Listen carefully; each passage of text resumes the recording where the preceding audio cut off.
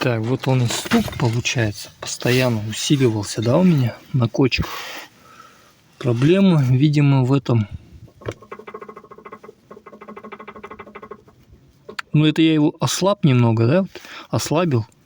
Потому что он стоял под тяжестью, да, получается. Когда он под тяжестью, он вообще не двигается. Но когда мы его ослабили, ну, видно, что он бегает уже, гнездо разбито. Сейчас посмотрим. Так, снял я стойку, заменил. Все, проблема полностью исчезла.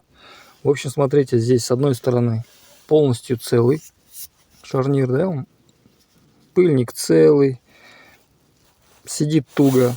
Но вторая сторона, несмотря на то, что пыльник полностью целый, никаких порезов нету, имеется довольно приличный люфт. Вот этот люфт у меня усиливался в течение месяца. Изначально только на лежачих полицейских он был слышен. Сейчас, можно сказать, на любой дороге был слышен. Стойка не оригинальная. Покупал я ее на Wildberries. В общем, в прошлом году менял, так как оригинальный у меня во время перегона просто вот так лопнул пополам. Все, будем ездить, смотреть. Всем спасибо.